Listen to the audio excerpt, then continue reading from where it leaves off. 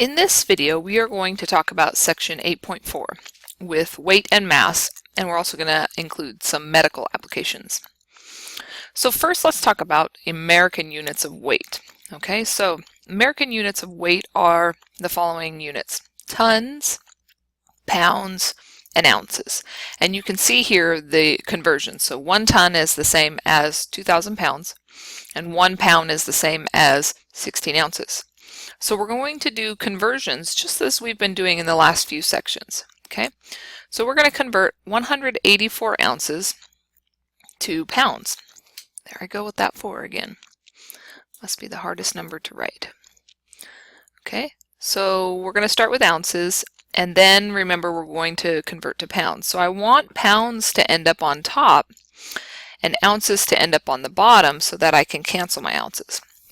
So I know that 1 pound is the same as 16 ounces. So 1 pound and 16 ounces. Okay, so now I know that my ounces will cancel. And essentially what I'm doing is 184 times 1, which is 184. And on the bottom I have 16. Remember, when there isn't anything, we put a 1. So 184 divided by 16. You got to do the calculation there. And you're going to get 11.5. So we know that 184 ounces is 11.5 pounds, and we know that pounds is remaining because that's the unit that hasn't been canceled. Okay, how about this one? 6,400 pounds, and we want to know how many tons is that? Well, we know that 1 ton is the same as 2,000 pounds. So now our units will go ahead and cancel. So essentially what I'm doing is 6,400. Try that one more time. 6,400 divided by 2,000. And what I get is 3.2. So 6,400 pounds is the same as 3.2 tons. Okay. We have metric units for mass, and they're very similar. This chart should look very similar to the metric chart for length, but instead of meters, we're dealing with grams. Okay, but the prefixes of kilo, hecto, deca, deci, centa, and milli are the same. And we're going to convert between these units just the same as we did when we were dealing with length. We're going to use the same for mass as well. And then also it might be important to note you may come up with a problem that has to do with a metric ton. And a metric ton, different than American ton, is actually 1,000 kilograms. Okay, so we're going to move the decimal place just like we did in for metric with length. Okay, so let's take a look at a couple problems.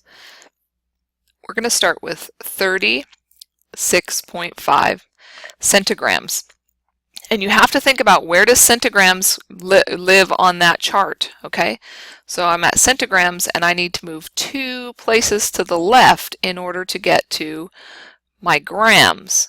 Okay, so I end up with 0.365 grams. Okay. Similarly, 9.405 kilograms. If I want to go to grams, again, I want you to think about where you're at on that chart, and I want you to move 1, 2, 3 places to the right to get to grams. So this is going to be 9,405 grams. Okay, so we're just working on moving that decimal place when it comes to the metric units.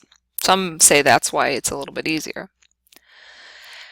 And then when we're dealing with medical dosages, we now have introduced these new units into the metric system of micrograms. And micrograms is abbreviated mcg, so these are even smaller than a milligram. These are micrograms. Okay.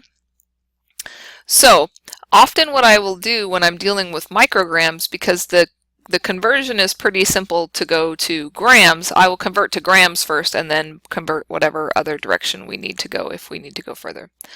So if I take 736,220 micrograms, and I need to go to grams, I know that 1 gram is the same as 1 million micrograms.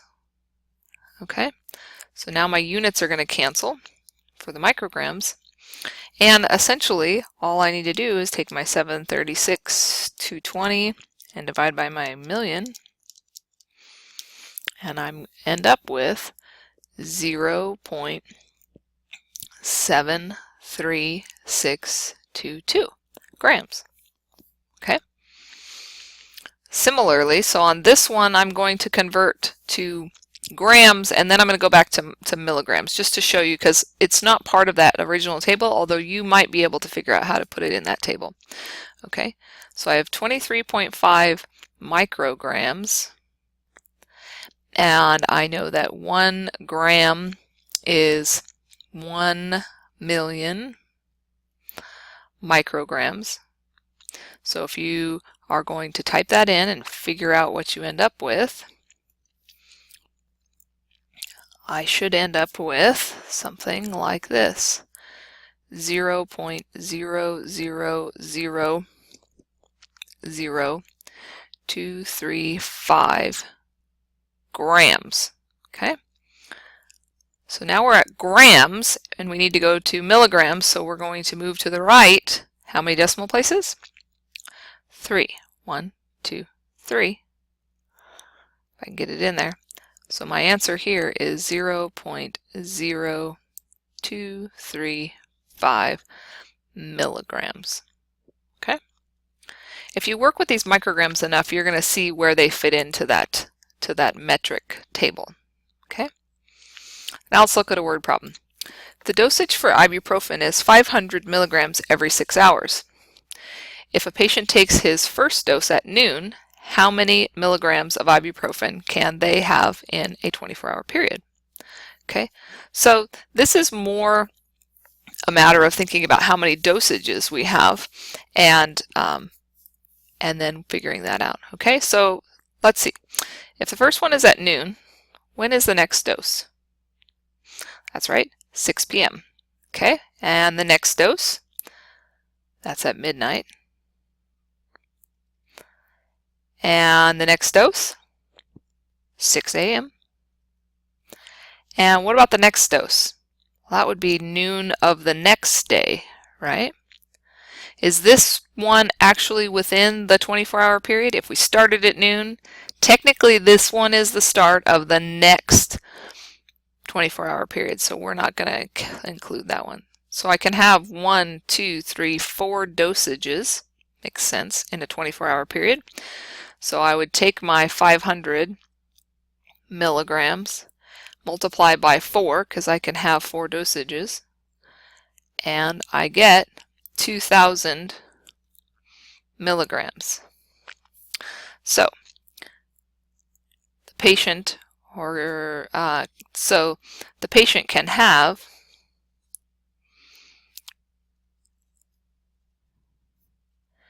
a total of 2,000 milligrams in 24 hours. Okay? All right, so that's how we're working with weight and mass, both in American and in metric units. All right, we'll see you in the next video.